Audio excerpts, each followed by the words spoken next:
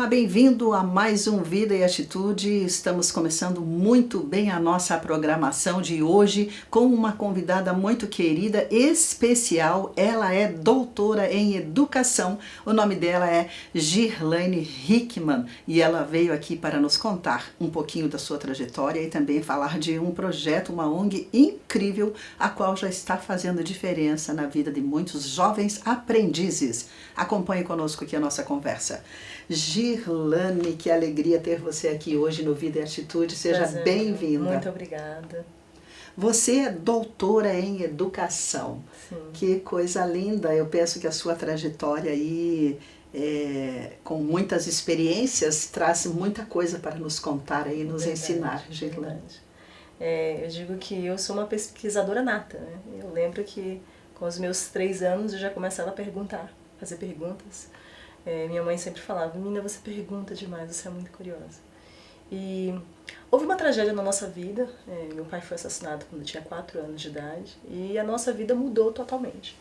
Minha mãe era professora do ensino básico, no interior do Maranhão, e a escola foi a nossa segunda casa, porque como ela não tinha com quem nos deixar, pela manhã nós estudávamos, à tarde e à noite nós íamos com ela para a escola. Então, essa experiência minha de dor virou uma experiência de amor, em que eu comecei a amar o aprender. Então, ao longo da minha trajetória, o aprender estava presente, né? E com 12, 13 anos a gente teve que mudar para o Piauí, porque minha mãe adoeceu bastante. E nessa mudança do Piauí, nós conhecemos a realidade do que é uma cidade grande, né? E aí eu tive que começar a trabalhar como menor aprendiz, a partir dos meus 13 anos de idade. E lutei bastante para ir para a universidade. Eu lembro que eu começava a estudar às 11 da noite, virava a madrugada, assistia o Telecurso 2000 2 vezes, dormia, almoçava, porque eu tive uma paralisia um ano antes de prestar o vestibular. Então, nesse 1 ano que eu fiquei em casa, sem poder trabalhar, eu passei estudando durante a madrugada para poder passar no vestibular. Porque naquela época só era a Universidade Federal do Piauí. Se eu não passasse lá, eu não teria como passar em qualquer outro lugar. Uhum. E eu consegui passar em língua inglesa, Uau. literatura inglesa. E a universidade foi para mim como a escola foi, uma casa, né? Porque eu também não tinha dinheiro para frequentar uma universidade particular. E lá a universidade ela foi uma mãe para mim. Lá eu pude fazer karatê, fui campeã piauiense de karatê. Lá eu aprendi inglês, aprendi francês, aprendi espanhol. E essa minha experiência com o aprendizado também me deu experiência como professora e como aluna. Com 2 anos na universidade eu já estava dando aula de inglês. E eu não falava do Books on the Table quando eu entrei. Então eu digo que a motivação e o esforço te ajuda bastante. Uhum. E essa minha experiência, eu pude ver em outros alunos algumas dificuldades. Dificuldade de motivação, dificuldade de vocabulário, dificuldade familiar. E isso me fez buscar informações sobre o que leva alguém a ir para frente, a desenvolver as suas habilidades, né? E me fez buscar o mestrado. Eu estava em Teresina e vim para cá para fazer o mestrado. E aqui eu conheci meu esposo, Adolfo, fiz mestrado com ele, meu colega, e o doutorado também aqui, pensava em vir e voltar, mas conheci. E eu tive um presente de Deus. Eu pude fazer meu doutorado sanduíche nos Estados Unidos com o melhor do mundo na minha área, que é o Dr. Razinski, que ele trabalha pesquisa em influência de leitura. Então eu sou a única brasileira a ter sido orientada por ele, e sou a última, porque ele acabou de se aposentar, depois de 40 anos de pesquisa, na Kent State University, em Ohio. Realmente foi uma bênção, né? Olha só essa formação que você teve lá, e você trouxe, então, toda essa bagagem agora para a sua vida e para também abençoar as pessoas. Como que você olha para você hoje, assim, quando você se olha no espelho e pensa assim, olha a menina que eu era, né? O que eu passei, todas as experiências que eu passei, as dificuldades de hoje, eu estou aqui como sendo a única pessoa nessa área, com esta formação tão importante que você é doutora em educação e você tem uma especialidade na questão da leitura, né? Como compreender a leitura, a fluência da leitura. Olha só que coisa maravilhosa. Quando você se olha no espelho, o que passa na tua cabeça? Você vê toda essa evolução, toda essa trajetória de sucesso. Eu escrevi um memorial acadêmico, assim, eu tive que ir diminuindo. Tava 50 páginas de memorial. Gratidão. Porque eu era improvável. Eu não entendia por que minha mãe se mudava tanto. A gente se mudou acho que umas 20 vezes antes dela sair do Piauí, porque meu pai foi assassinado por um pistoleiro, né? E ela tinha medo de ele vir atrás da gente. Então, assim, não é coisa de novela. Existe isso. Existe muito no Maranhão, no Piauí, no Pará. Então, a gente morava 6 meses numa casa, ela mudava e a gente ia para outra casa. Então, quando eu digo assim que a escola foi minha casa, ela foi minha casa, mas é não só minha. Ao longo da minha trajetória como aprendiz, como professora, como pesquisadora, eu conheço e conheci histórias semelhantes, em que a escola é a proteção, né, de muitos. E, às vezes, a única oportunidade, como eu, né, tive. E quando eu falo que eu comecei como menor aprendiz, quando a mamãe chegou em Teresina, a gente não tinha emprego, não tinha nada. A gente foi morar numa casa que só tinha uma lata. Minha mãe fez um buraco dentro e a gente fazia comida ali, porque a gente não tinha nem fogão, né? E 2 redes. Então, ela começou a aprender a fazer bolsas e nisso eu aprendi a cobrar. E tanto que o meu primeiro curso foi técnica em contabilidade. E fiz porque eu aprendi na vida, né, fazer isso. E ao longo dessa trajetória eu tive muitas oportunidades no sentido de eu quis e teve alguém para mim estender a mão. Amém. Porque eu poderia ter a vontade, ter o sonho e ninguém ter me apoiado. Eu tive esses apoios ao longo da minha vida. E essa ajuda que você trouxe, né, esse bem que alguém te fez um dia, você trouxe com você, porque hoje você já faz a diferença na vida de outras pessoas e você, nessa trajetória toda, começou a olhar ali para esses jovens com um olhar diferente, né? Olhar com o coração. E você, idealizadora de uma ONG maravilhosa que hoje já faz a diferença na vida de muitos jovens, que se chama EMA. Conta para nós um pouquinho, né? Quando foi que você pensou assim, agora é o momento de começar com essa ONG, porque eu quero fazer realmente a diferença de uma forma oficial na vida desses jovens aprendizes? Eu acredito que nasceu a vontade em 2015, então há um amadurecimento. Porque quando eu vim do Piauí para cá, eu vim por causa dos estudantes. Então minha dissertação de mestrado é em motivação, né? Então eu estudei estilos de liderança, que vem estilos de pais, que tipo de pai desenvolve os diferentes tipos de filhos. E essa pesquisa foi os tipos de professores. Que tipos de professores desenvolvem diferentes tipos de estudantes. E a motivação é o cerne disso. E eu percebi que quando nós, enquanto líderes, enquanto pais, enquanto professores, a gente tem um papel importante na vida dos nossos liderados. Aquilo que a gente faz, aquilo que a gente fala ou deixa de fazer faz uma diferença muito grande. Então, essa vontade nasceu lá, né? Mas quando foi que eu me senti pronta? Pelos socorros que as pessoas nos pedem, né? Nossos jovens estão sem propósito. Eles não sabem o que querem da vida, eles saem do ensino médio iletrados, eles não são analfabetos funcionais. Né? Então, a ONG surgiu desse pedido de socorro.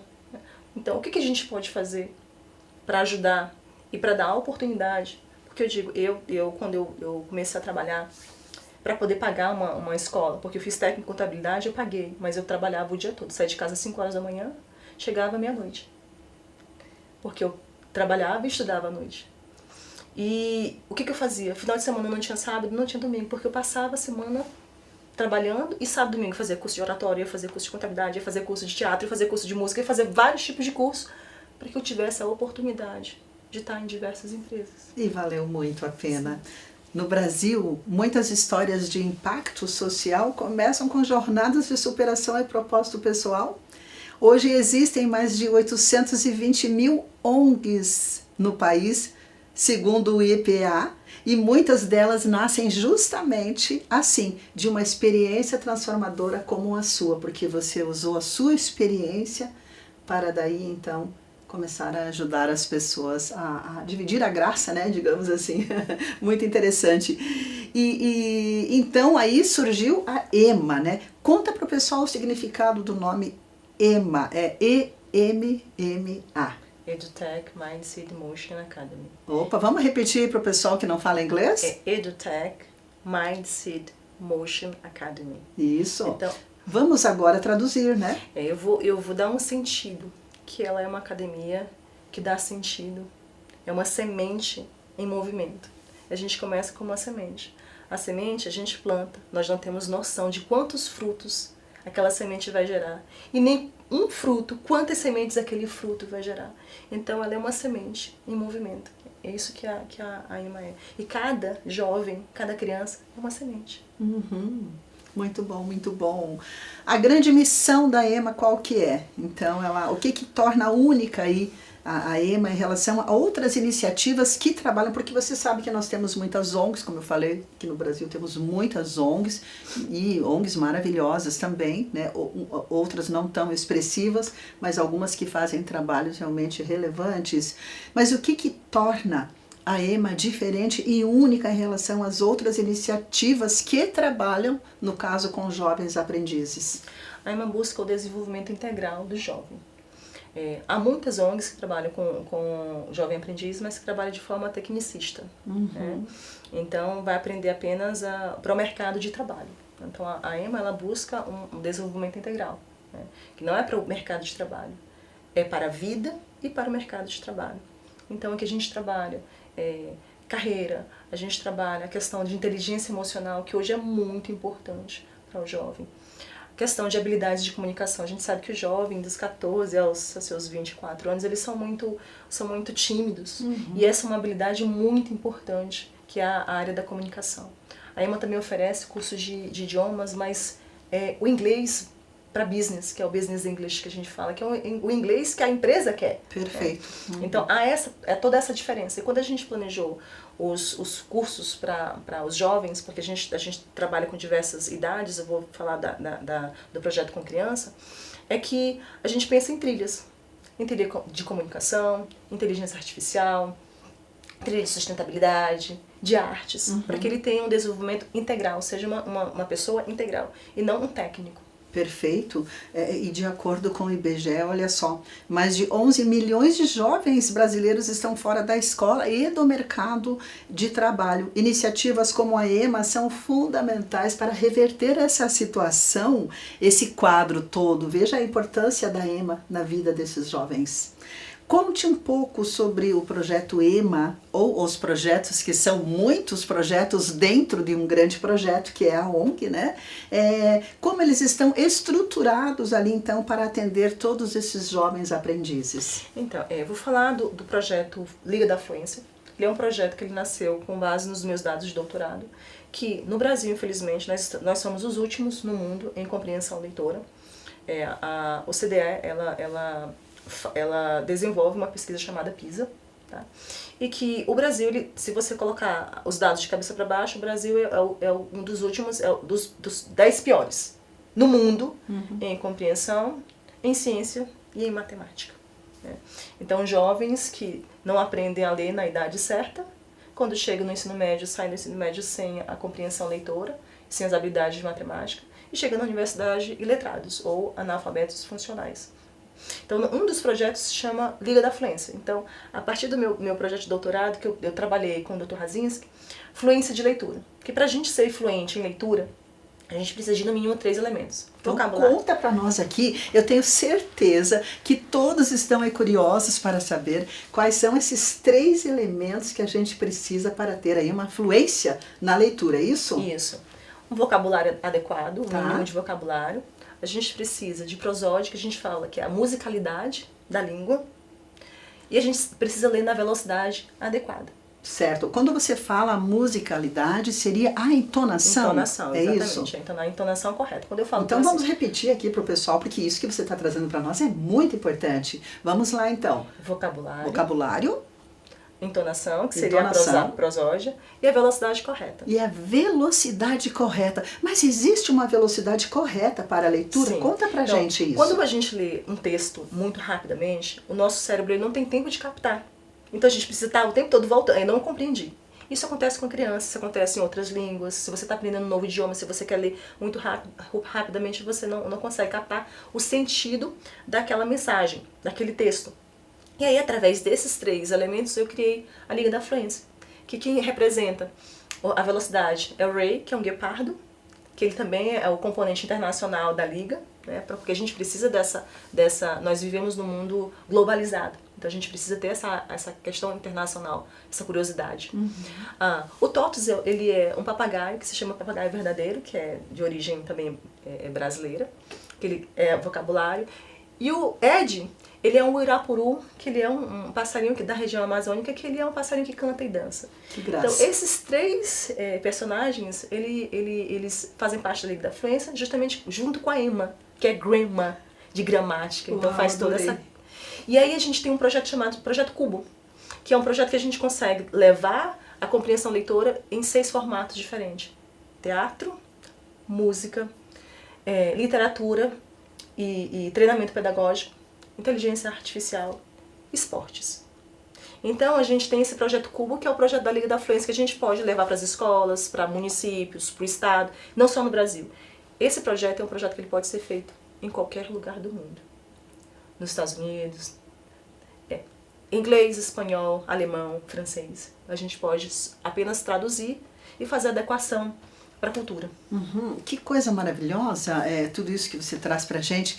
E os jovens precisam disso. Você sabe que tem estudos que mostram, né? A gente sabe, a gente está sempre acompanhando, que os jovens que passam por programas de aprendizagem, ali tem 60% mais de chance de conseguir aí um emprego, conseguir um trabalho. Por quê? Porque as empresas também acabam investindo nesses programas e fortalecem aí também a responsabilidade social, ajudam esse jovem aprendiz, ele vai até o final, ele acaba tendo ali a sua formação, enfim, dentro de cada projeto que ele se propõe a fazer, e esse jovem ele vai ter uma chance muito maior de conseguir um trabalho e se colocar no mercado de trabalho. Sim, com certeza.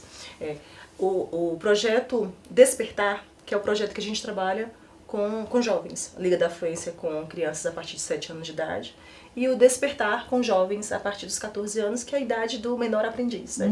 Que vai dos 14 aos 24 anos.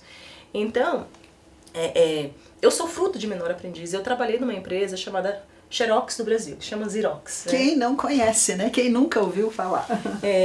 E as habilidades que... recentemente eu conversei com uma moça da área da beleza e ela... desabafou, dizendo que já fez estágios em diversas empresas, mas ela não ia pra frente.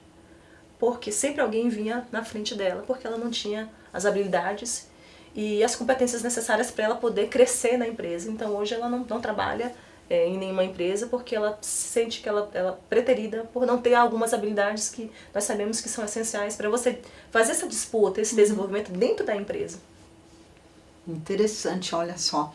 E vocês como ONG, né, que tem aí todos esses projetos incríveis, projetos que realmente fazem a diferença, com certeza vocês precisam de apoio, né? Porque projeto nenhum e ONG nenhuma vai adiante, consegue ter sucesso e ajudar realmente a levar a transformação social se não tiver apoio. Qual é o tipo de apoio que vocês contam para conseguir fazer esse trabalho? Então, nós precisamos de pessoas que acreditem que esses jovens eles terão toda a oportunidade de se desenvolver e que eles darão a contribuição para a empresa e para o Brasil como um todo. Então nós precisamos de apoio institucional, financeiro, de empresas que acreditem, que adotem ou um aprendiz ou que adotem o projeto. Então, por exemplo, nós temos a faculdade IBRAT, que ela deu 90% de desconto no aluguel das salas de aula para a gente poder dar as aulas para os menores aprendizes. Que bênção. Então, é esse tipo de apoio que nós precisamos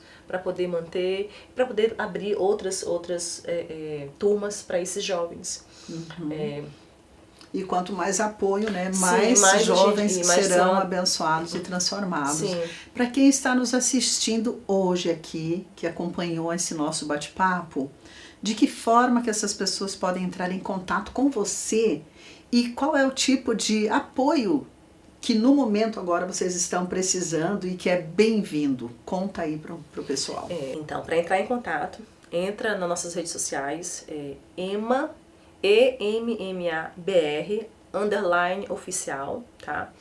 Lá vocês podem entrar em contato, passar mensagem pra gente. Nós temos também um site com o nosso WhatsApp, que é emmabr.org.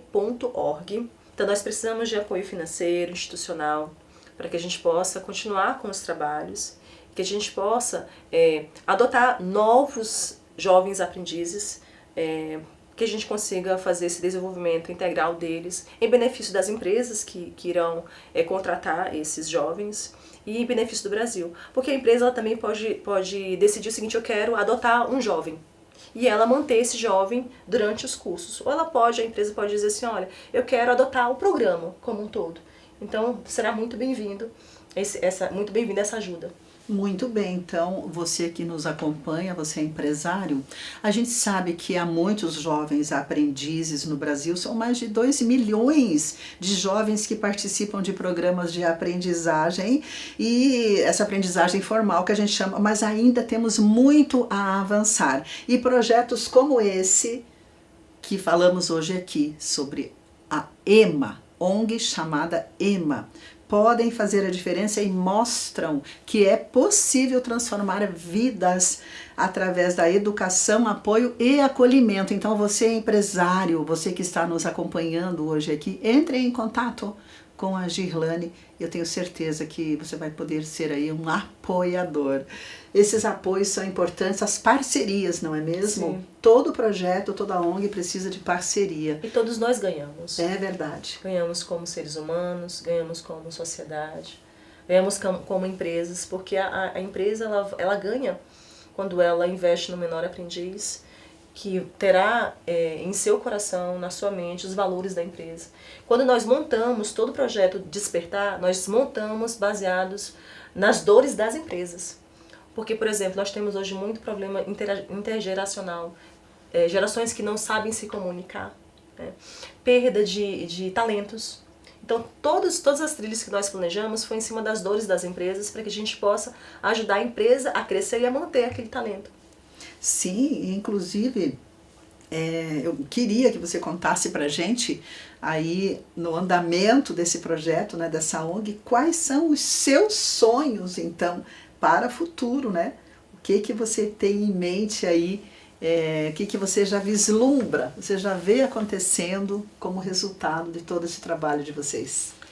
Eu sonho a EMMA fazendo a diferença, começando aqui, mas ela vai fazer diferença no mundo. Com jovens, porque assim no Brasil, há em diversos países, jovens que precisam de apoio, que precisam de ajuda, organizações, outras ONGs, porque, por exemplo, recentemente nós recebemos a ajuda de uma ONG, Mais Crack, que nos procurou pelo seguinte: assim como os sonhos de ser um jogador de futebol, há sonhos de serem modelos, há diversos sonhos. E a gente sabe que menos de 1% daquela menina que quer ser modelo, ela alcança esse sonho. Daquele menino que quer ser craque, ele alcança esse sonho. Então o que acontece? No projeto, eles sonham em ser craques, mas apenas 1% será craque. Mas desses 100, esses 100% podem ter uma formação integral. E a gente não sabe ao longo da vida qual deles será craque ou não, mas a gente sabe que eles terão uma formação integral. Então nosso sonho como EMMA é esse, é que a EMMA faça diferença aqui e em todo lugar que ela pisar, que ela seja a diferença para esses jovens e para essas crianças também. Amém! Que coisa linda, encantada com o projeto EMMA, com a ONG EMMA, que EMMA possa realmente fazer a diferença em muitos países, não somente aqui no Brasil. Vocês estão de parabéns. Obrigada. Tá? Desejo muito sucesso, que Deus continue abençoando e que muitas pessoas possam se levantar para apoiar esta ONG maravilhosa. Muito obrigada pela sua presença. Eu que agradeço pelo espaço, muito obrigada pelo coração de vocês, obrigada pelo programa. Nós aguardamos outros programas contando para vocês o quão maravilhoso foi estar aqui e quão longe nós fomos por estar aqui com vocês e quantas pessoas entraram em contato com a gente em função do programa Viva Atitude. Amém, amém. E quem sabe você volta aqui para mostrar os seus livros, que a gente sabe que você é escritora, né? É doutora em educação, uma pessoa com uma riqueza cultural muito grande e tem muito a nos ensinar. E vai ser rapidinho, um outro programa para bebês que nós temos, porque hoje nós estamos na era digital, em que os bebês estão viciados em telas, né? Então nós desenvolvemos um programa para bebês com audiobooks bilíngue para bebês desenvolverem sua criatividade, porque hoje é um vício. Quem trabalha com vício sabe que quando você tira o vício, você precisa apresentar alguma coisa, porque senão fica esse buraco. Então, outro projeto que a gente está trabalhando é em audiobooks infantis, para a gente apresentar para bebês. Esse projeto é importantíssimo também. Com certeza você vai voltar aqui na Rede Super para contar para a gente sobre esse projeto e nós vamos aprender muito com você. Muito obrigada. Parabéns. Obrigada. Deus abençoe grandemente. Muito obrigada. E você que nos acompanhou, obrigada pela sua companhia. E é claro que eu te espero na próxima edição do Vida e Atitude. Que Deus abençoe grandemente você, a sua família. Espero você na próxima edição. Até lá. Tchau, tchau.